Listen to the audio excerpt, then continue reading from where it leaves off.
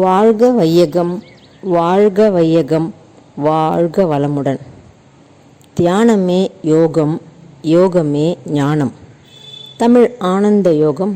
வாழ்க வளமுடன். இன்றைய சிறப்பு சிந்தனை உரையில் திரு பாண்டியன் பழையேறி அவர்கள், தமிழ்நாட்டின் மாநில மரம் பனை. பூமியிலிருந்து வான் நோக்கி நெடுந்துயர்ந்து பனை முழுவதுமாக இந்த உலக வாழ் மக்களுக்காக தன்னையே அர்ப்பணிக்கும் பனைமரம். அதன் பயனை உணர்ந்து பாதுகாத்து வளத்தோடு வாழ்வோம். இறைநிலை தானே வரமாக வந்து தரையிறங்கி தன்னுயிராய் எழும்பி மண்ணுயிர்க்காய் வாழ்ந்து மறைகின்ற இனமாய் அதிலே பனைமரம் வந்துள்ளது.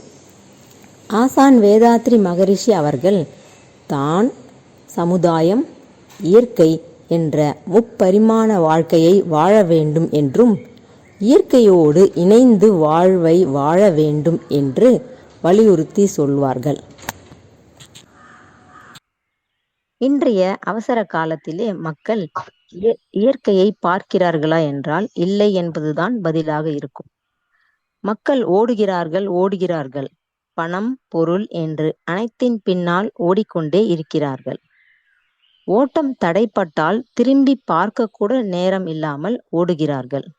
ஏன் இந்த ஓட்டம் என்ற கேள்வி எழுந்தால் அனைத்தையும் தொலைத்ததுதான் மிச்சம் என்பார்கள். இந்த நொடி, இந்த நாள், இந்த நேரம், இந்த நிமிடம், அதை நினைத்து அற்புதமான வாழ்வை கொடுத்த இறைநிலையை உணர்ந்து வாழ வேண்டும் மனித சமுதாயம்.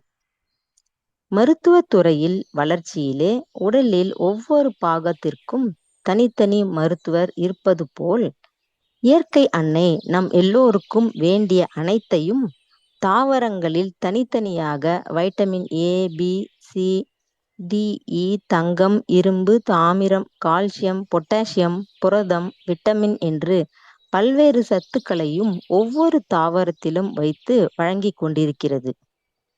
ஆவாரம் பூவிலே தங்கம், முருங்கையிலே இரும்பு, மற்ற காய்கறிகளில் அனைத்தை சத்துக்களையும் இயற்கை அன்னை நம் எல்லோருக்கும் வேண்டிய அனைத்தையும் இருப்பு வைத்துள்ளது. எவ்வாறெனில், இப்படி தாவரங்கள், கனிமங்கள், பழங்கள், காய்கறிகள் என்று அனைத்தையும் இந்த மக்களுக்காக காமதேனு அல்லது அக்ஷய பாத்திரமாய் வாரி வழங்கி கொண்டிருக்கிறாள். அதேபோல் இன்று பனை மரத்தின் ஸ்பெஷலிஸ்ட் தன் பெயரிலேயே அடைமொழியாக பாண்டியன் பனையேறி என்று பெயர் வைத்துள்ளார். இவர் DMLT படித்து 44 வயது இளைஞர்.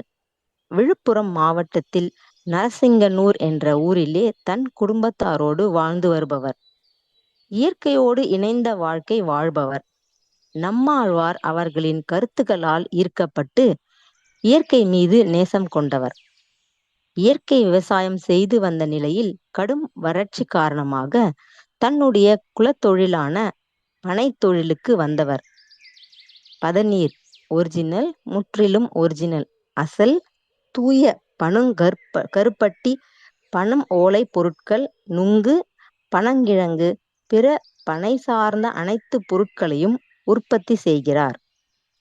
பனங்காடு என்ற அமைப்பை உருவாக்கி அதற்கான பயிற்சிகளையும் விரும்பி வருவோர்க்கு வழங்குகிறார். பனையில் இருந்து கல் இறக்கவும் விற்பனை செய்யவும் தமிழ்நாட்டில் தடை இருப்பதால் அந்த தடையை நீக்குவதற்காக தமிழ்நாடு பனை ஏரிகள் பாதுகாப்பு இயக்கம் மூலம் பல்வேறு அறப்போராட்டங்களை முன்னெடுத்து தலைமை ஏற்று நடத்துகிறார்.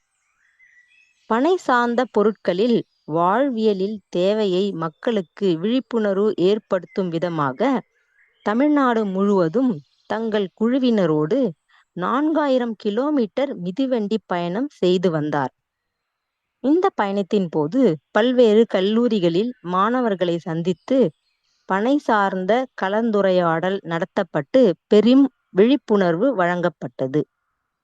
மக்களுடைய பெரும் ஈடுபாட்டின் மூலமாக பனை மரத்தையும் பனை ஏரி தொழிலாளர்களையும் முன்னிலைப்படுத்தி நரசிங்கனூர் பனைக்காட்டில் 2 ஆண்டுகளாக பனைக்கு திருவிழா என்ற பெயரில் பனை திருவிழா நடத்தி வருகிறார். பனையின் பெருமையை உணர்வோம். வெயில் காலத்தில் சித்திரை கோடையிலே நமக்கு கிடைக்கும் நுங்கு அற்புத இயற்கையின் கொடை பதநீர், பனை விசிறி, பனம்பழம், பனங்கிழங்கு வழங்குகிறது. பனை ஓலை குடிசை வெயில் நாட்களில் ஏசி போட்டது போல் குளிர்ந்து காணப்படும். குளிர் நாட்களில் இதமாக கதகதப்பான சூழ்நிலை தரும். அதன் பலனை மட்டுமே நாம் அனுபவிக்கிறோம். பனையை பாதுகாக்க வேண்டிய பொறுப்பு மக்களாகிய நம்மிடமும் உள்ளது. பனை பொருட்களுக்கு ஆதரவு கொடுப்போம். பனை பொருட்களையே வாங்குவோம். இன்று சிறப்பு சிந்தனை உரையிலே நம்மோடு இணைந்து இருக்கும் பாண்டியன் பனையேறி அவர்களை தமிழ் ஆனந்த யோக அருட்தொண்டர்கள் அனைவரின் சார்பாகவும் வாழ்க வளமுடன், வாழ்க வளமுடன் என்று வாழ்த்தி வரவேற்கிறோம். ஐயா துவங்கலாங்க ஐயா.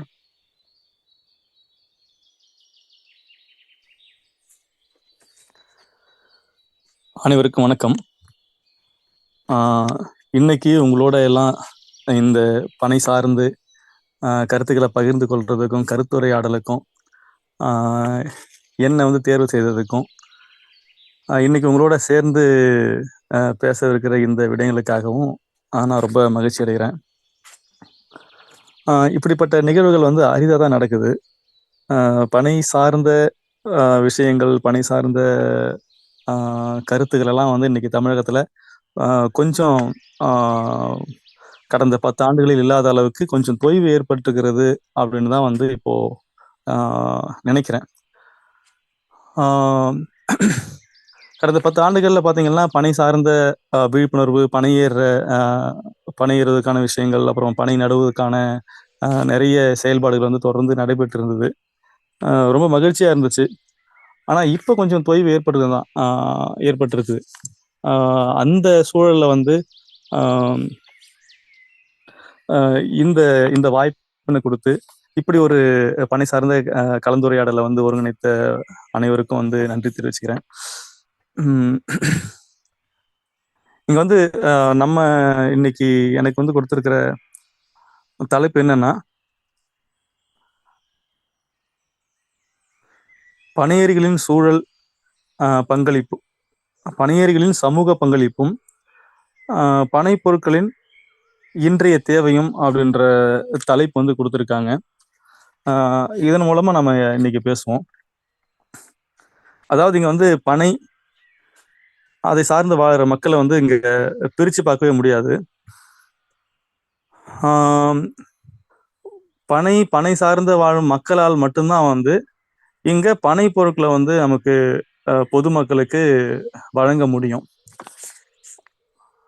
இப்ப நம்ம முன்னோர்கள் கிட்டத்தட்ட விவசாயம் இங்கு வருவதற்கு முன்னாடி, நாம எல்லாம் பயிர் செய்யறதுக்கு முன்னாடி இருந்தே பனை சார்ந்து இங்க மக்கள் வாழ்ந்திருக்காங்க. ரொம்ப தொன்மையான தொழில் இந்த பனை சார்ந்த தொழில். இது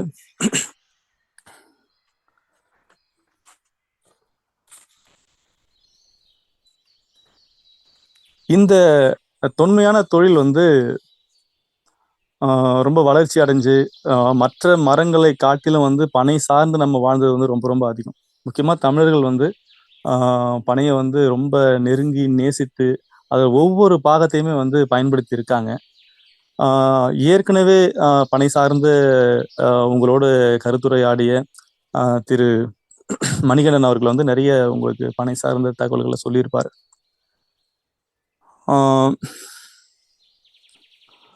ஒவ்வொரு பாகத்தையும் நம்ம மக்கள் இங்க கண்டறிஞ்சிருக்காங்க. கண்டறிஞ்சு அதை மக்களுக்கு வழங்கியிருக்காங்க. அது உணவுப் பொருட்களா இருக்கலாம், இல்ல பயன்பாட்டு பொருட்களா இருக்கலாம், இல்ல அலங்கார பொருட்களா இருக்கலாம். எல்லாத்தையுமே நம்ம முன்னோர்கள் கண்டறிஞ்சிருக்காங்க. எந்த அளவுக்கு இந்த பனையோடு நம் மக்கள் உறவாடி இருக்காங்க அப்படின்னு சொன்னா, வேற எந்த மரத்துக்கும் இல்லாத சிறப்பு என்னன்னா, ஒரே ஒரு மரம் தான். அந்த மரத்துக்கு கிட்டத்தட்ட நம் முன்னோர்கள் 101 பேர்களுக்கு மேல வச்சு அழைச்சிருக்காங்க. ஒரு மரத்துடைய பேர் இங்க பாத்தீங்கன்னா 101 பேருக்கு மேல இங்க இருந்திருக்கு. அந்த பனையிலிருந்து கிடைக்கக்கூடிய பொருட்களை கிட்டத்தட்ட 801 வகையான பொருட்களுக்கு மேலாக இங்க வந்து பயன்படுத்தியிருக்காங்க அப்படின்னு தாள விலாசம் அப்படின்ற ஒரு புத்தகம் வந்து நமக்கு சொல்லுது. அப்போ அவ்வளவு பயன்களை வந்து இங்க நம்ம பெறுறோம்னா அது சாதாரண விஷயம் இல்லை.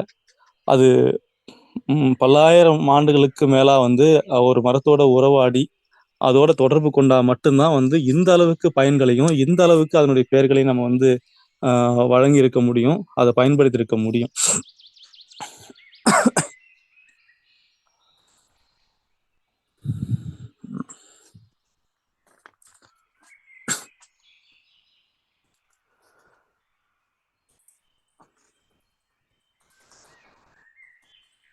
அப்போ நம்ம வந்து இந்த பயன்பாட்டுல நமக்கு வந்து உணவையும் இல்ல இருப்பிடத்தையும் பயன்பாட்டையும் வந்து கொடுக்குதுன்னா அதுக்கு முதன்மையானது வந்து வீடு. இப்போ வீடுல தான் நம்ம வந்து தங்குறோம், நமக்கு பாதுகாப்பா இருக்கிறோம். வீடு தான் வீட்டில தான் நம்ம வந்து உணவும் நம்ம உண்றோம். இப்போ இது எல்லாத்தையுமே வந்து பனை தருதுன்னா அதை நம்ம இங்க கவனிக்க வேண்டியதா இருக்குது. அதாவது பனை மரத்தை மட்டுமே இங்க பயன்படுத்தி ஒரு ஒரு ஒரு வீட்டை நம்மளால வந்து அமைக்க முடியும். இது வந்து வேற மரத்துக்கு இல்லாத சிறப்பு இது. அதுல கற்ற அதாவது தூண்கள், மரங்கள், அப்புறம் அதுக்கு மேல அந்த மரங்களை இணைச்சி கட்டுற கயிறு, அப்புறமா வந்து அந்த மேல தண்ணி வராம மழையிலிருந்து பாதுகாக்க, வெயிலிருந்து பாதுகாக்க மேல வந்து ஓலைகளை வேயிறது, இது எல்லாமே பனையிலேருந்து கிடைக்கக்கூடிய பொருட்களை வச்சே கட்டிடலாம். இப்ப நாறு எப்படி நம்ம எடுக்கிறோம்னா பனையில வந்து மட்டை அப்படின்னு வந்து ஒரு ஒரு பொருள் இருக்கும். அந்த மட்டை அப்படின்னா வெறும் ஒரு ஒரு பொருள் தான்.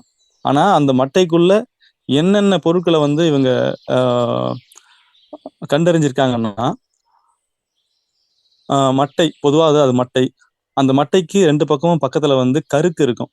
அது வந்து வெற்ற அளவுக்கு கூர்மையான ஒண்ணா இருக்கும் அது. அப்புறமா அதுக்கு கீழே வந்து காது மட்டைன்னு சொல்லுவாங்க.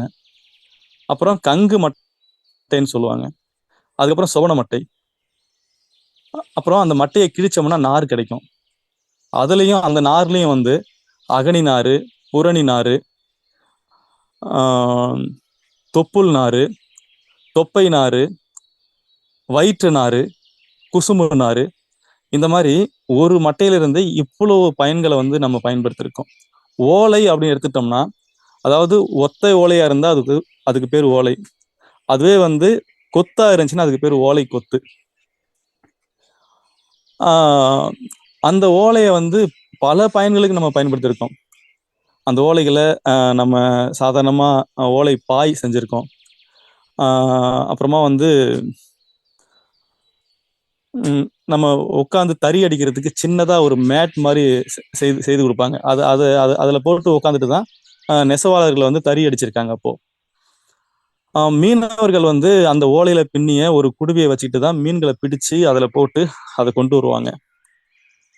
குறவர்கள், இருளர்கள், அவங்க வந்து எலிகளையும் சிறு விலங்குகளையும் வந்து வேட்டையாடும் போது அந்த அந்த சிறு விலங்குகளை வந்து வேட்டையாடி அந்த ஓலை குடுவைக்குள்ள போட்டு பாதுகாப்பா வச்சிருப்பாங்க. விற்பனை செய்கின்ற செட்டியார்கள் இந்த மாதிரி இந்த போல குழுவினர் வந்து அவங்களுடைய விற்பனை பண்டங்களை, இனிப்புகளை, காரங்களை, உணவு பண்டங்களை வந்து கெட்டு போகாம எடுத்துட்டு போறதுக்கு, நீண்ட தூரம் கொண்டு போறதுக்கு, பாதுகாப்பா கொண்டு போறதுக்கு பெரிய அளவிலான பனை ஓலை கூடைகளை செஞ்சிருக்காங்க. அப்ப இந்த மாதிரி தமிழ்நாட்டில் இருக்கிற எல்லா விதமான சமூகங்களும் வந்து பனை சார்ந்து இருந்திருக்காங்க. அவங்க வந்து இந்த பொருட்கள் எல்லாம் வந்து அவங்களே செஞ்சிருக்காங்க, அவங்களே பின்னிருக்காங்க. குறிப்பா பாத்தீங்கன்னா நம்ம அந்த காலத்துல வந்து வெத்தலை போடுற பழக்கம் வந்து எல்லாருக்குமே இருக்கும். இப்ப கிட்டத்தட்ட வந்து அந்த பழக்கமே ஒழிஞ்சு போச்சு. அது வந்து பிற்போக்குத்தனமான இல்ல வந்து அதுக்கு பல பொய்மைகளை வந்து கற்பித்து அந்த அந்த பழக்கமே வந்து இன்னைக்கு வந்து மக்கள்கிட்ட இல்லாம போயிடுச்சு. தாம்பூலம் போடுறது வந்து ரொம்ப ரொம்ப முக்கியமானது. அது வந்து செரிமானத்துக்கும் நோய் எதிர்ப்பாற்றலுக்கும் வந்து முக்கியமான ஒண்ணு. ஆனா இன்னைக்கு அது இல்லாம போயிடுச்சு. அப்போ வெத்தலை போடுற பழக்கம் உள்ள எல்லாருமே பனை ஓலையில வெத்தலை பெட்டி வச்சிருந்தாங்க. அந்த பெட்டி எப்படி இருக்கும்னா அடுக்கடுக்கா உள்ள வந்து அறையா இருக்கும். இந்த பெட்டிகள் எல்லாமே வந்து இன்னைக்கு வந்து இல்லாம போயிடுச்சு. இன்னொன்று பார்த்தீங்கன்னா, பனைமரம் ஏறுறவங்க இந்த பனை நாரை கொண்டு அந்த மரம் ஏறுறதுக்கான கயிறை வந்து அதிலேயே திரிச்சுக்குவாங்க. அப்புறம் அவங்க வச்சிருக்கிற பெட்டி, அவங்க பயன்படுத்துகிற அந்த சுண்ணாம்பு பெட்டி, இது எல்லாமே வந்து பனை ஓலையிலேருந்தே செஞ்சுக்குவாங்க. இன்னும் பெரிய ஆச்சரியம் என்னன்னா, இந்த பதநீர் கல் இறக்கிறதுக்கு ஒரு குடுவை, இப்போ வந்து பிளாஸ்டிக் குடங்களை வந்து கட்டி கொண்டு போய் மேலே போயிட்டு இறக்கி கொண்டு வராங்க.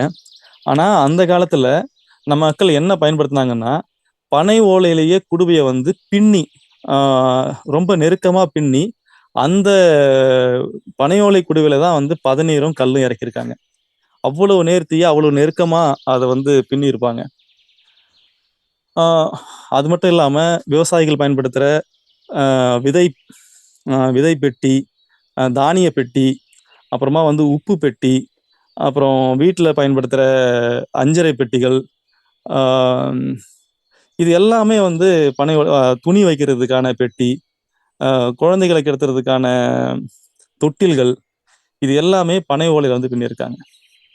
இவ்வளோ பயன்கள் இருந்தாலும் இன்னும் வந்து நம்முடைய இலக்கியங்களை காப்பாற்றியது, இலக்கியங்களை வந்து நம்ம இன்னை வரைக்கும் கொண்டு சேர்த்தது வந்து பனை ஓலைகள் தான்.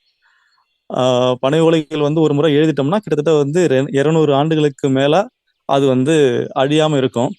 அதுக்கப்புறமா வந்து அதை அந்த பழைய ஓலைச்சுவடியிலிருந்து புதிய ஓலைச்சுவடிக்கு அது அப்படியே காப்பி பண்ணிக்குவாங்க. அதுக்கு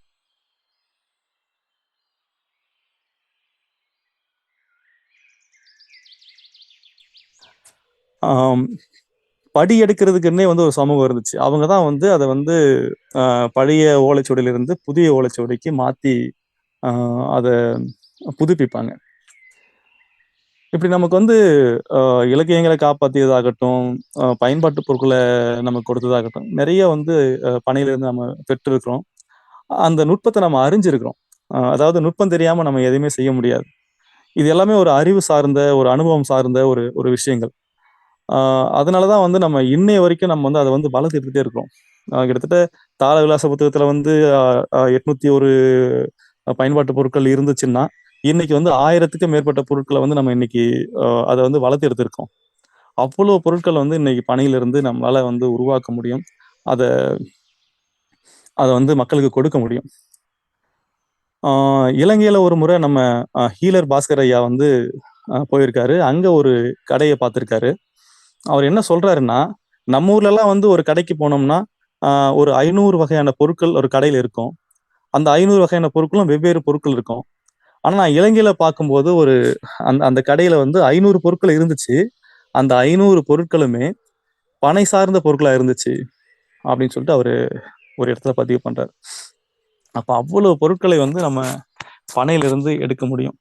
இன்னைக்கு வந்து இங்க எது எடுத்தாலும் வந்து யூஸ் அண்ட் த்ரோ கலாச்சாரம் வந்து இங்க வந்து படு வேகமா வந்து பரவி அது நாட்டையே இந்த குப்பமேடா ஆயிட்டு இருக்கிற இந்த காலகட்டத்துல இன்னைக்கு வந்து பனை சார்ந்த பொருட்கள் தான் அதுக்கு தீர்வா இருக்கும் அப்படின்றது மிக சரியான உண்மையா இருக்குது. இப்போ நம்ம முன்னோர்கள் பயன்படுத்தின மாதிரி இப்போ வந்து அதே பொருட்களை இப்போ நம்ம பயன்படுத்தலாமா? கூரைகள் அமைக்கிறது, இல்லை வந்து பெரிய பெரிய தானியங்கள் அமைக்கிறதுக்கான கலன்கள்,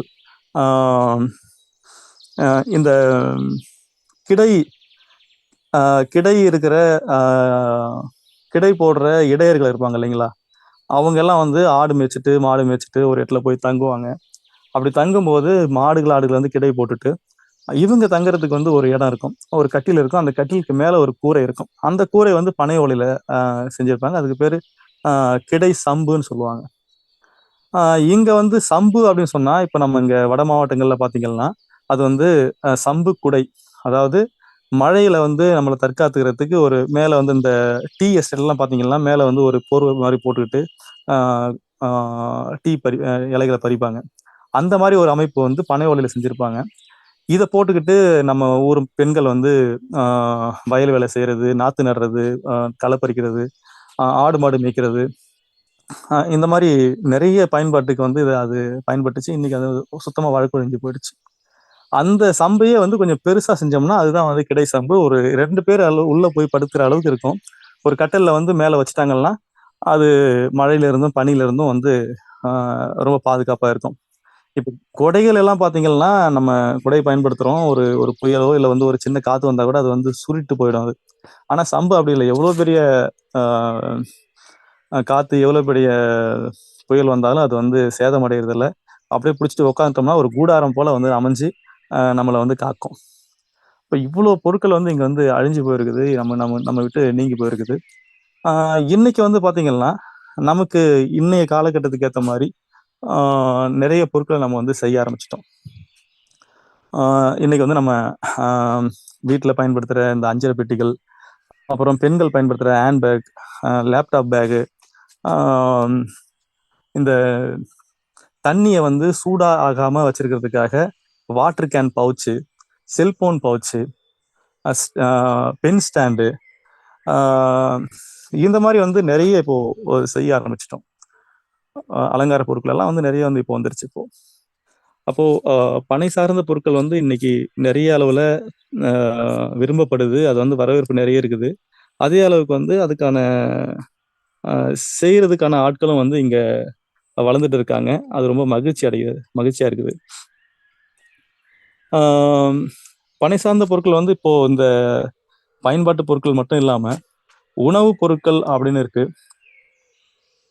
ஆ உணவு வந்து அப்படின்னு பார்த்துட்டீங்கன்னா, இங்க பனையிலேருந்து கிடைக்கக்கூடிய கல்லு, பதநீர், கருப்பட்டி, ஆ அதுக்கப்புறம் நுங்கு, பனம்பழம், பனங்கிழங்கு இது எல்லாமே வந்து பனையிலேருந்து கிடைக்கக்கூடிய உணவுப் பொருட்கள்.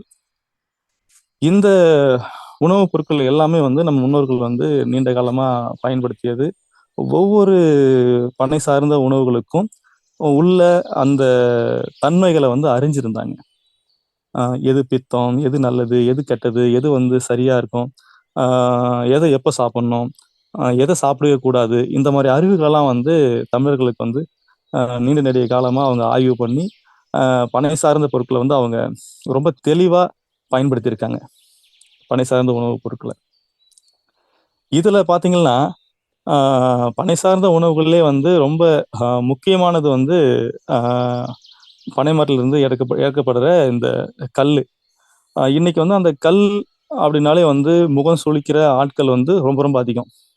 ஆனா நம்முடைய முன்னோர்கள் அத எப்படி பயன்படுத்துனாங்க? நம்முடைய சங்க இலக்கிய காலங்கள்ல அது எப்படி பயன்படுத்தப்பட்டிருக்குதுன்னா, ஆ ஊருக்கு நடுவுல கல்லு வந்து குடிச்சிருக்காங்க.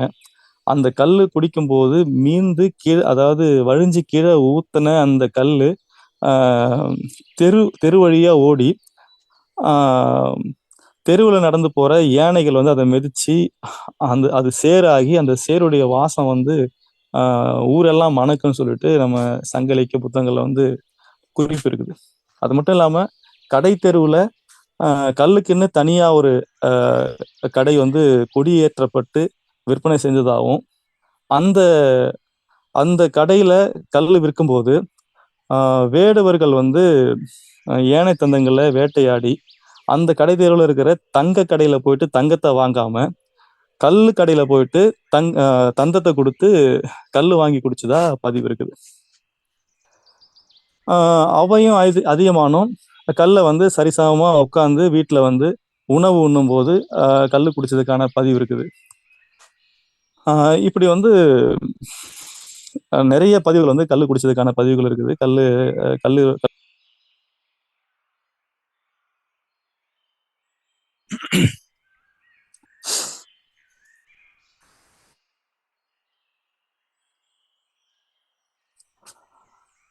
ஆ ஒரே நிமிஷம்.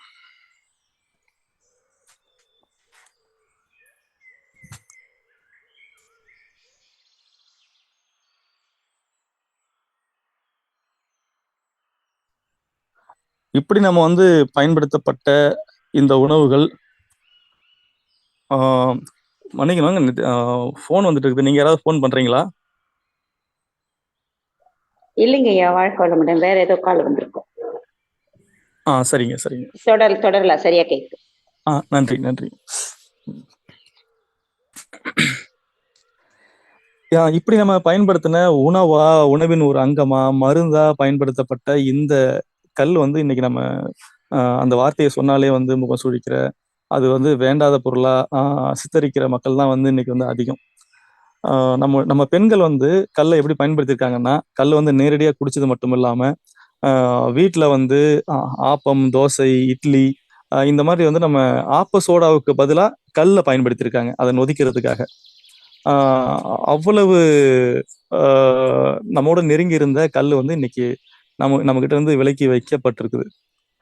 ஆம், இவங்க விலக்கி வச்சு அத வந்து ஒரு பூதாகரமா சொல்லப்பட்டது உண்மையா அப்படின்னு சொன்னா, நிச்சயமா கிடையாது.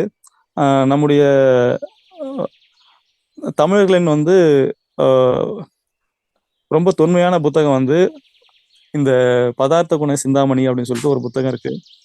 அந்த புத்தகத்துல வந்து நம்முடைய உணவுகளை பத்தி, அதனுடைய தன்மைகளை பத்தியும் வந்து ரொம்ப தெளிவா எழுதியிருப்பாங்க. அதுல பனங்கல் அத பத்தி வந்து அ ஒரு ஒரு குறிப்பு இருக்குது.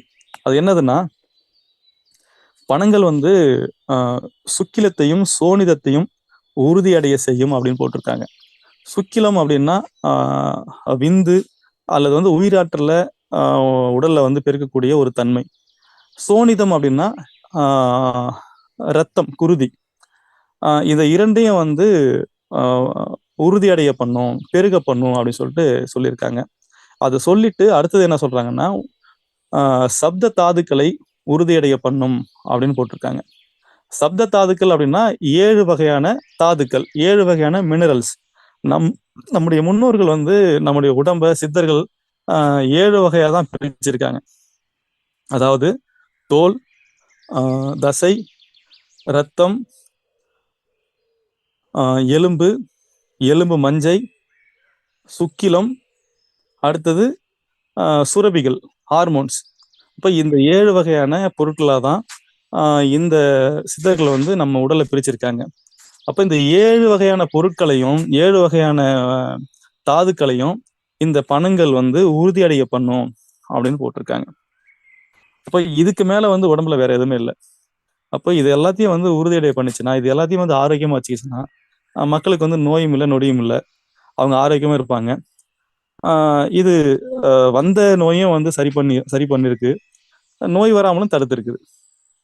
அப்ப இப்படிப்பட்ட ஒரு ஒரு ஒரு நோய் தீர்க்கும் மருந்த, இப்படிப்பட்ட ஒரு ஊட்டச்சத்து மிக்க ஒரு உணவை வந்து தடை பண்ணாதான் நம் மக்களை வந்து நோய் உள்ளவர்களா, ஆரோக்கியமற்றவர்களா மாத்த முடியும் அப்படின்ற ஒரு ஒரு மறைமுக தாக்குதல் தான் வந்து இந்த கல் தடை அப்படின்றது. ஊட்டச்சத்து அப்படின்னு பாத்துக்கிட்டீங்கன்னா, எல்லா வகையான ஊட்டச்சத்தும் வந்து கல்லுல இருக்கு. பேரூட்டச்சத்து, நுண்ணூட்டச்சத்து, இது எல்லாமே வந்து கல்லுல இருக்குது. நீங்க அதை நீங்க எப்படி வேணாலும் பயன்படுத்தலாம் கல்ல. பசி ஆற்றுறதுக்கும் பயன்படுத்தலாம், அல்லது பசி எடுக்கிறதுக்கும் பயன்படுத்தலாம். இப்போ வந்து நம்ம புதிய கல்லை வந்து நம்ம குடிச்சோம்னா அது வந்து பசி ஆற்றும். அதே வந்து பழைய கல்லை குடிச்சோம்னா பசியை தூண்டும். அப்ப இரு வகையான ஆற்றலையும் அது தரும். அது என்னன்னா, பனங்கள் வந்து குளிர்ச்சி, உடம்புக்கு வந்து குளிர்ச்சியை கொடுக்கும். அதே போல பதநீர், கருப்பட்டி இது எல்லாமே வந்து உடம்புக்கு குளிர்ச்சியை கொடுக்கக்கூடிய பொருட்கள். தென்னங்கள் வந்து உடம்புக்கு சூட்டை குடிக்கக்கூடிய பொருட்கள். இப்போ பனங்கள் எங்க இருக்குதுன்னா, பனங்கள் எங்க கிடைக்கும்னா, தமிழ்நாட்டுல இருக்கிற வறண்ட பகுதியில, இல்ல வந்து சமதள பகுதியில, வெப்பமண்டல பகுதியில வந்து இந்த பனைமரங்கள் அதிகமா இருக்கும். அங்க வந்து கிடைக்கக்கூடிய கோடை காலத்துல வந்து பனங்கல்லோ, பதநீரோ, கருப்பட்டியோ இதெல்லாம் வந்து கோடையில கிடைக்கும். அப்ப கோடையில வந்து இதெல்லாம் நம்ம சாப்பிடும்போது நம்முடைய உடல் குளிரும், வெப்பத்திலிருந்து நம்மளை தற்காத்துக் கொள்ளலாம்.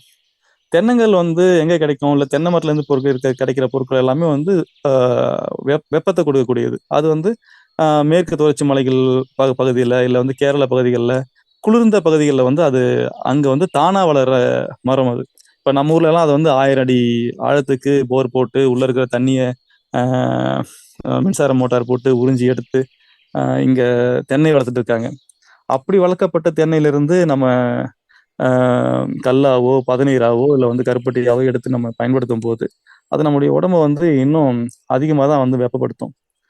எங்க அது தானா வருதோ, எங்க அது வந்து மனித ஆற்றல் இல்லாம அது வளருதோ, அங்கதான் அங்க இருக்கிற மக்களுக்கான உணவு அது கொடுக்கும். இங்க வந்து பனைமரத்துல இருந்து கிடைக்கக்கூடிய உணவும், பனைமரத்துல இருந்து கிடைக்கக்கூடிய மருந்தும் தான் இங்க நம்ம பயன்படுத்தணும். அந்த வகையில வந்து கல்லுன்றது வந்து இயற்கையா அது பனைமரத்துல இருந்து சொட்டு சொட்டா போட்டு அப்புறம் அதுல இருந்து வந்து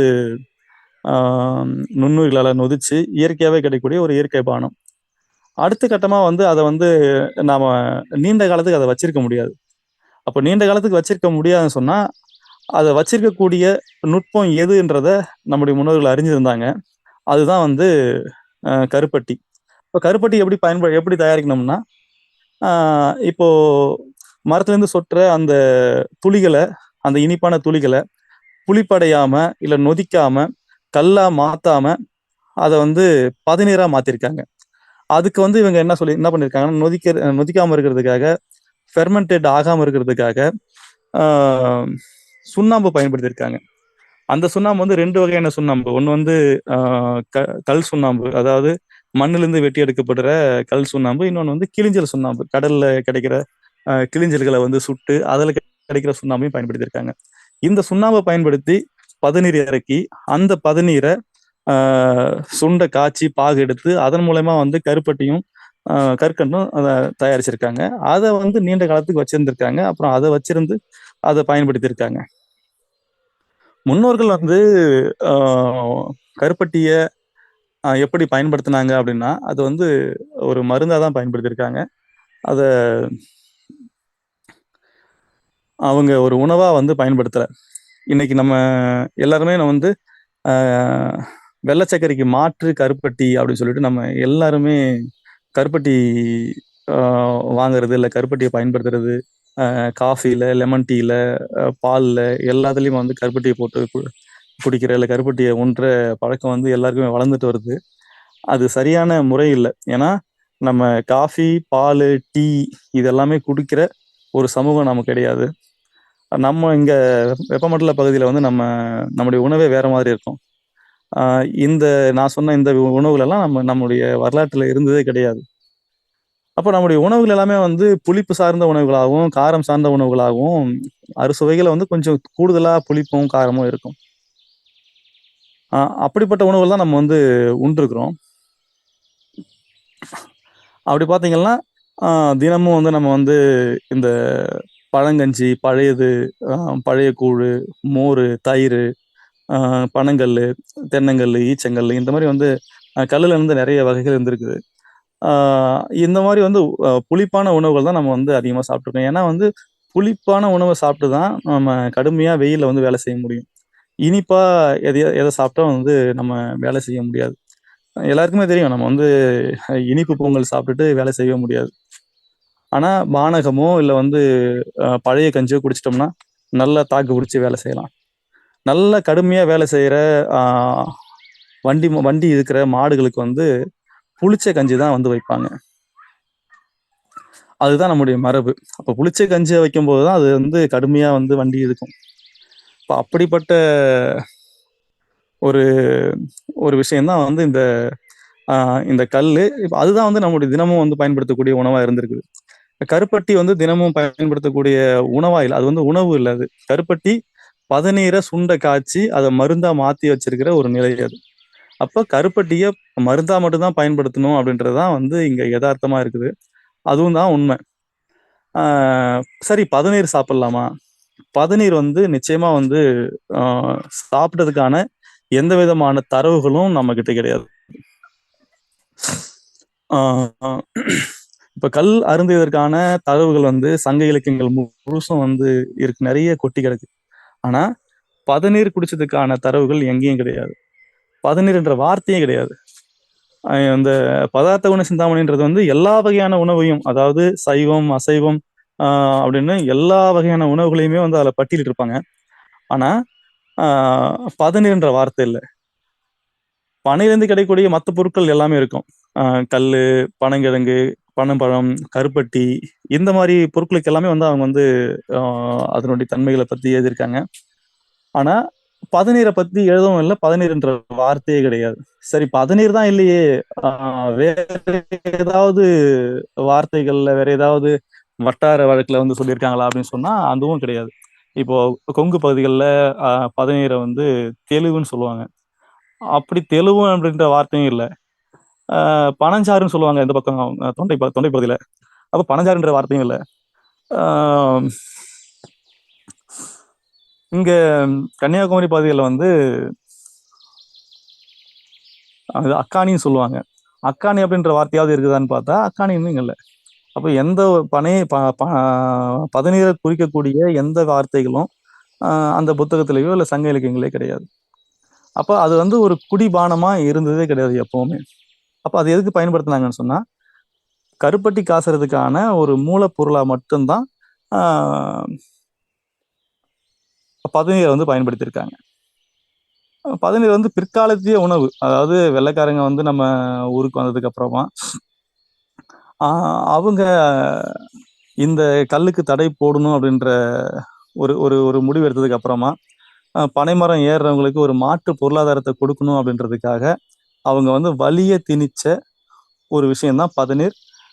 பதநீர் விற்பனையும் இப்படி இவ்வளோ பெரிய அளவில் வந்து கருப்பட்டி உற்பத்தியும் வந்து இங்கே நடந்திருக்கு. அதாவது இப்போ கிடைக்கிற பதநீர், இப்போ கிடைக்கிற கருப்பட்டி, இது எல்லாமே வந்து சரியான கருப்பட்டியா, சரியான பதநீரா அப்படின்றது வந்து உங்களுக்கு எல்லாருக்குமே தெரியும். அது நிச்சயமா வந்து பதநீரும் கிடையாது, கருப்பட்டியும் கிடையாது. கல்லுக்கு தடை போட்டதுக்கு அப்புறமா வந்து இந்த பதநீரை மாற்று பொருளாதாரமா கொடுத்து இதை வந்து நீங்க செய்யுங்க, இது மூலமா நம்ம வந்து பொருளாதாரத்தை ஈட்டலாம் சொல்லிட்டு அரசாங்கம் சொல்லும் போது அதை தொடர்ந்து செய்யறாங்க. அதுலயும் வந்து நெருக்கடிகள் வருது.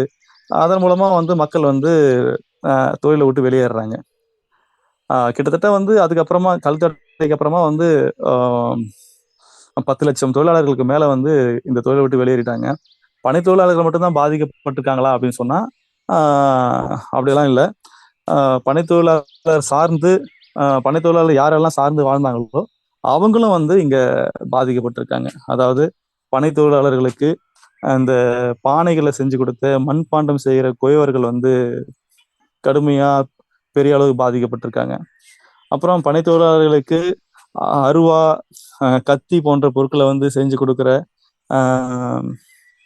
அந்த கருமான்கள் பெரிய அளவு பாதிக்கப்பட்டிருக்காங்க. இந்த கிடுக்கி போன்ற மரஜாமான்களை வந்து செஞ்சு கொடுக்குற ஆசாரிகள் வந்து பாதிக்கப்பட்டிருக்காங்க. அவங்களும் வந்து வேலைவாய்ப்பை இழந்திருக்காங்க. அது மட்டும் இல்லாம பனை விவசாயிகள் பனையை வந்து தங்களுடைய மரத்துல நட்டு அதை வளர்த்து ஒரு நிமிஷம்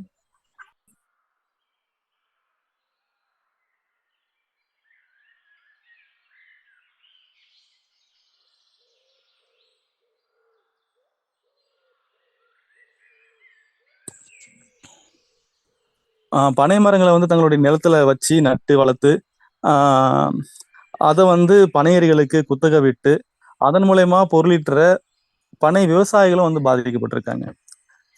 அப்போ பனையேறிகள் பாதிக்கப்பட்டா இந்த சமூக மக்களும் வந்து பாதிக்கப்படுறாங்க. அப்போ கிட்டத்தட்ட வந்து ஒரு 30 எல்லாத்தையும் கணக்கு பண்ணோம்னா ஒரு 30 லட்சத்துக்கு மேல தொழிலாளர்கள் வந்து இந்த கல் தடைக்கு அப்புறம் வந்து பாதிக்கப்பட்டிருக்காங்க. பனைமரம் அப்படின்னா வந்து அது வந்து பயன் தரும் மரம். அதாவது பயன் இல்லைன்னா அந்த பனைமரத்தை யாரும் வந்து சீண்ட போறதில்லை, யாரும் வந்து அதை வந்து கண்டுக்க போறதில்லை. அதனால பயன் கிடைக்கும் போதுதான் அது வந்து அந்த பயன்படுத்தப்பட்ட அந்த காலகட்டங்கள்ல கிட்டத்தட்ட வந்து 50 கோடி பனைமரங்களா இருந்துச்சு.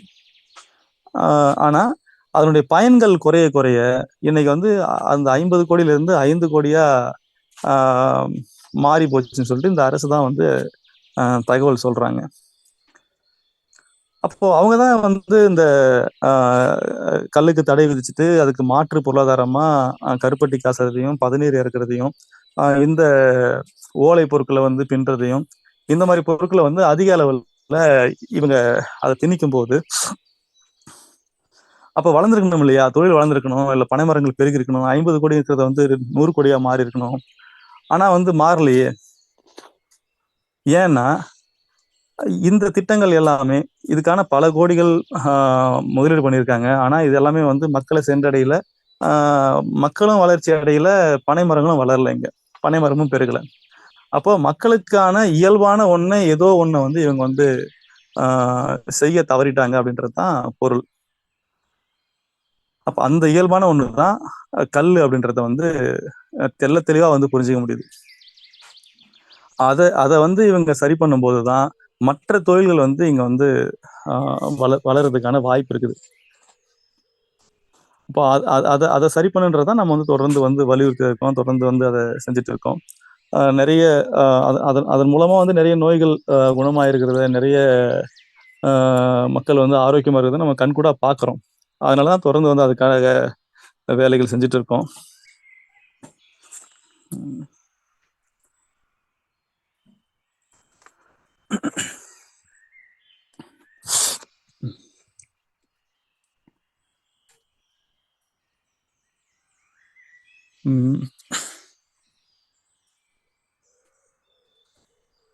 இன்னைக்கு காலகட்டத்தில் வந்து பார்த்தீங்கன்னா தமிழ்நாடு முழுசுக்கு வந்து தொடர்ந்து பனைகள் நட்டிருக்காங்க. இன்னும் ஒரு 15 வருஷம் கழிச்சு அது எல்லாமே வந்து பனை மரங்கள் எல்லாம் வளர்ந்து அது அறுவடைக்கு வர ஆரம்பிக்கும். அப்போ 15 வருஷம் கழிச்சு எல்லா மரங்களும் அறுவடைக்கு வரும்போது அது என்ன பண்ண போறோம்? இப்போ நம்ம வந்து கருப்பட்டி செய்யலாம் அப்படின்னு சொன்னா கருப்பட்டி எப்படி செய்யறது? அதற்கான தொழில்நுட்பம் தெரிஞ்ச மக்கள் இருந்தால் தானே வந்து கருப்பட்டி செய்ய முடியும். அதை இப்போ பதநீர் இறக்கிறதுக்கான தொழில்நுட்பம் தெரிஞ்சவங்க இருந்தால் தானே பதநீர் இறக்க முடியும். அப்போ எல்லாருமே வந்து பனைத்தொழிலை விட்டு வெளியேறி இருப்பாங்க. இந்த தென் மாவட்டங்களில் வந்து பனைகள் அதிகம், தென் மாவட்டங்கள்ல இருந்து பனை தொழிலாளர்கள் அதிகம் அப்படின்னு சொல்லிட்டு நம்மளை நம்ப வச்சிருக்காங்க. அதுல ஒரு பாதி சரி, ஒரு பாதி தவறு. அதாவது பனை மரங்கள் நிறைய அந்த பக்கம் இருக்குது, ஆனா பனை தொழிலாளர்கள் சுத்தமா வந்து வெளியே இருக்காங்க. அங்க பனை தொழிலாளர்களே கிடையாது. பனை தொழிலாளர்கள் எல்லாருமே பாத்தீங்கன்னா ஒரு 50 வயசுக்கு மேல இருக்கிற பனை தொழிலாளர், 60 வயசு அந்த மாதிரி ஆட்கள் தான் இருக்காங்க. அப்போ இளம் பணியாரிகள் யாருமே வந்து தென் மாவட்டங்களில் கிடையாது. எல்லாருமே அவங்களுடைய பிள்ளைகளை படிக்க வச்சு வேலைகளுக்கும், இல்லை படிக்கவே இல்லை அப்படின்னா கூட வெளி மாநிலங்களுக்கு கொத்தனார் வேலைக்கு அனுப்பிச்சாலும் அனுப்புவாங்களே ஒழிய பணியேறதுக்கு யாரும் இங்க அனுமதிக்கிறது இல்லை. அடுத்த தலைமுறையை பணியேறதுக்கு பனை தொழிலாளர்கள் வந்து அனுமதிக்கிறது இல்லை. எந்த தொழிலில் வந்து அடுத்த பல தலைமுறைக்கு வந்து கடத்தப்படுதோ அந்த தொழில் வளரும், அது சார்ந்த தாவரங்களும் அது சார்ந்த விலங்குகளும் வந்து பெருகும். ஆனா இங்க அப்படி கிடையாது. இங்க வந்து பனை சார்ந்த தொழிலாளர்கள் அடுத்த தலைமுறையை வந்து பனை சார்ந்த வாழ்வுகளை விட்டு வெளியேற்றிட்டே இருக்காங்க. அதனால வந்து இன்னும் ஒரு 10-15 வருஷம் கழிச்சு இங்க யாருமே இருக்க போறது இல்லை. இப்ப யாருமே இல்லாத போது எப்படி பதநீர் கிடைக்கும், எப்படி பதநீர்ல இருந்து கருப்பட்டியும் கற்கண்டும் நமக்கு வந்து கிடைக்கும்? யார் அதை செஞ்சு கொடுப்பாங்க? பதநீர் பனைமரத்துல இருந்து வந்து பனம்பழம் வேணா பழுக்கும், பனம்பழம் வேணா கீழே விழும், அதை வேணா பொறுக்கி எடுத்துக்கலாம். பனைமரத்துல இருந்து வந்து கருப்பட்டியோ கற்கண்டோ எல்லாம் வந்து நிச்சயமா கொட்டாது, அது நேரடியா கிடைக்காது. அப்போ அதை நமக்கு கொடுக்கறதுக்கு, அதை தயாரிக்கிறதுக்கு ஒரு ஒரு மக்கள் கூட்டம் வேணும். அந்த மக்கள் கூட்டம் வந்து இங்க இல்லைன்னா, அடுத்த தலைமுறைக்கு வந்து அந்த அறிவு கடத்தப்படலைன்னா, இல்லை வந்து அவங்கள வந்து இந்த தொழிலை விட்டு துரத்துனோம்னா நிச்சயமா வந்து நமக்கான அந்த பொருட்கள் கிடைக்காது. இன்னைக்கு நம்ம வந்து பனையிலிருந்து கிடைக்கக்கூடிய இந்த பொருட்கள் எல்லாமே வந்து ரொம்ப ஔஷதமானது, ரொம்ப மருத்துவ குணம் சார்ந்தது, ஊட்டச்சத்து மிக்கதுன்னு சொல்லிட்டு நம்ம பேசிட்டு இருக்கோம். அது எல்லாமே வந்து இன்னைக்கு கிடைக்குது. எல்லாமே தெருவுக்கு தெரு வந்து இப்போ பதநீர் வைக்கிறாங்க, தெருவுக்கு தெரு வந்து கருப்பட்டி வண்டியில வச்சு வித்துட்டு இருக்காங்க. தெருவுக்கு தெரு கருப்பட்டி காஃபி கடை அப்படின்னு சொல்லிட்டு புதுசு புதுசா வந்து உதயமாயிட்டே இருக்குது. ஆனா கருப்பட்டியோ பதநீரோ இறக்குறதுக்கு ஆட்கள் இல்லாத இந்த காலகட்டத்துல இவ்வளோ கருப்பட்டியும் இவ்வளோ பதநீரும் எப்படி உருவாகுது அப்படின்றத வந்து நம்ம யோசித்து பார்க்கணும். நிச்சயமா வந்து இவ்வளோ கருப்பட்டி உற்பத்தி ஆகிறதுக்கான வாய்ப்பு இப்போதைக்கு இல்லை. ஏன்னா யாரும் வந்து தொழில் செய்யறதுக்கு இங்க யாரும் இல்லை. இங்க எல்லாமே கலப்பட கருப்பட்டிகள் தான், கலப்பட கருப்பட்டி காஃபி கடைகள் தான்.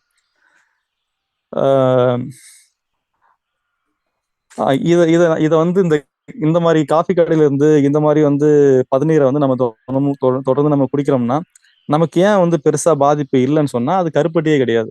இப்ப அம்மா வந்து பேசும்போது ஆரம்பத்துல பேசும்போது ஒரிஜினல் கருப்பட்டி, ஒரிஜினல் பதநீர் வந்து என்கிட்ட கிடைக்கும்னு சொன்னாங்க.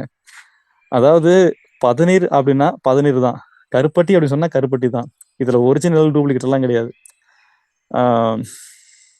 அப்படி ஒரிஜினல், அதாவது அசலா பதநீரையும் கருப்பட்டியும் கொடுக்க முடியலன்னா அதுக்கு பேர் வந்து ஆஹ் பதநீர் அப்படின்னு பதநீர் சொல்லவே கூடாது, இல்லை கருப்பட்டின்னு சொல்லவே கூடாது. அதுக்கு பேர் வேற. அது வந்து ஒரு விற்பனை பண்டமா நம்ம வந்து ஆஹ் அதை எடுத்துக்கலாமே ஒழிய, அதுக்கு பேர் வந்து டூப்ளிகேட் கருப்பட்டி, டூப்ளிகேட் பதநீர்லாம் நம்ம வந்து எந்த பேரையும் வச்சுக்க கூடாது. அப்படியெல்லாம் எதுவும் கிடையாதுங்க இங்க.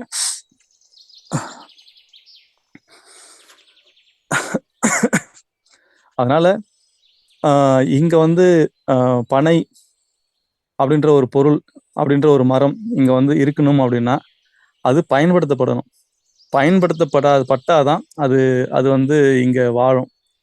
பயன்படுத்தாத எதுவும் வந்து இங்க இருக்காது. அப்போ அதை பயன்படுத்துறதுக்கான மக்கள் இங்க வேணும்.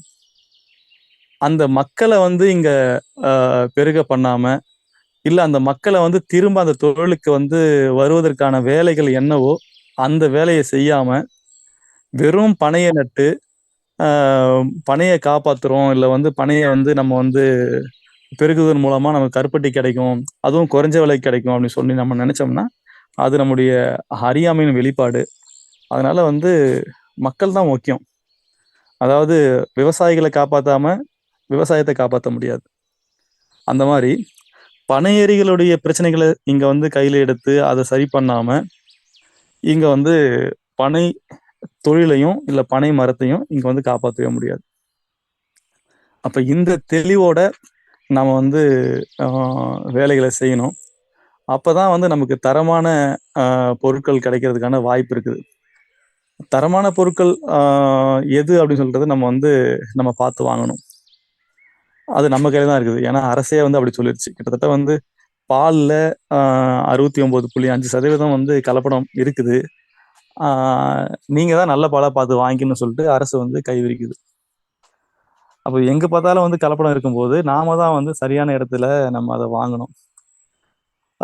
இன்னைக்கு கருப்பட்டி வந்து ரொம்ப ரொம்ப மலிவா கிடைக்கிறதுக்கான காரணம் வந்து இந்த கலப்படம் தான்.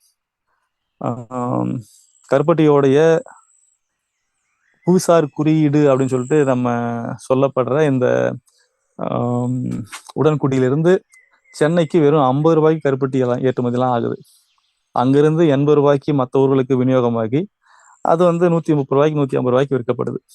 இதெல்லாம் வந்து கருப்பட்டியே கிடையாது. இந்த கருப்பட்டியெல்லாம் வாங்கி சாப்பிட்டோம்னா கருப்பட்டிக்கான பலன் நமக்கு கிடைக்காது. அதே போல கருப்பட்டி வந்து உணவாகவும் பயன்படுத்தக்கூடாது. கருப்பட்டி வந்து நம்முடைய உடல் சோர்வா இருக்கும்போது, நம்முடைய உடல்நல குறைவா இருக்கும்போது அப்போ வந்து நம்ம வந்து அதை பயன்படுத்தலாம். மற்றபடி எந்நேரமும் வந்து தினமும் பயன்படுத்த வேண்டிய அவசியம் வந்து கருப்பட்டி கிடையாது. இந்த புரிதல் இருந்து நம்ம வந்து இங்க வேலை செஞ்சாகணும். இன்னைக்கு வந்து பனை சார்ந்த மக்கள் தொடர்ந்து ஒடுக்குமுறைகள் ஆளாகிட்டு இருக்காங்க. அவங்க தொழிலை வந்து அவங்களால செய்ய முடியல. அவங்கள வந்து அந்த மீட்டெடுக்கிறதுக்கான வேலைகள்ல இங்க இருக்கிற அரசியல் கட்சிகள், இங்க இருக்கிற அமைப்புகள் யாரும் வந்து இங்க அவங்களுக்காக போராடுறதுக்கு முன் வர்றது இல்லை. ஆனா கருப்பட்டி, நுங்கு, பனங்கிழங்கு இது மட்டும் வேணும்னு சொல்றாங்க. இன்னைக்கு பனை பொருட்கள்லயே வந்து நஞ்சு கலந்த பொருட்கள் வந்து நிறைய வந்து வர ஆரம்பிச்சிருச்சு. அப்போ ஒரு நல்ல சமுதாயத்தை நம்ம உருவாக்கணும்னா முதல்ல வந்து ஒரு அது சார்ந்த வாழ்ற மக்களுக்கான நீதிகளை செய்யறதுக்கான வேலைகளை நம்ம வந்து இறங்கணும். அப்பதான் வந்து இந்த இந்த விஷயங்கள் நம்ம வந்து சரியான பாதையில கொண்டு போக முடியும். அந்த புரிதலோட வந்து நான் இந்த உரையை முடிக்கிறேன். கேள்விகள் வந்து விரிவா கேளுங்க. நீங்க கேட்கும்போது தான் அதுக்கான சரியான பதில்கள் கிடைக்கும். இப்ப நம்ம வந்து இந்த 6ஆம் திணை அப்படின்னு சொல்லிட்டு இந்த பனையை வந்து வகுத்திருக்கிறோம். அதாவது ஒரு திணைக்குரிய அத்தனை தகுதிகளும் வந்து பெற்றது இந்த பனை. பனைக்குன்னு தனி தெய்வம், பனைக்குன்னு தனித்துவமான உணவு முறைகள், பனைக்குன்னு தனி நிலம், இப்படி வந்து எல்லாமே வந்து ஒரு ஒரு ஒரு வித்தியாசமான வாழ்வியல் முறை இது. அப்போ இது வந்து 6ஆம் திணையா நாங்க வகுத்திருக்கிறோம். 6ஆம் திணையா வகுத்து நாங்க இப்போ தொடர்ந்து விழாக்கள் வந்து பண்ணிட்டு இருக்கோம். பனை கனவு திருவிழான்னு சொல்லிட்டு இங்க விழுப்புரம் நரசிங்கல் அவங்க சொன்னாங்க. அங்க வந்து நம்ம பண்ணிட்டு இருக்கோம். அந்த திருவிழாவில் வந்து பனை சார்ந்த பொருட்கள் எல்லாமே கிடைக்கும்.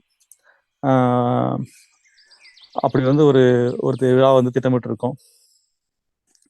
இப்போ வந்து ஏதாவது கேள்விகள் இருந்துச்சுன்னா விரிவா கேளுங்க. அதுக்கான பதில்கள் வந்து கிடைக்கும். நன்றி.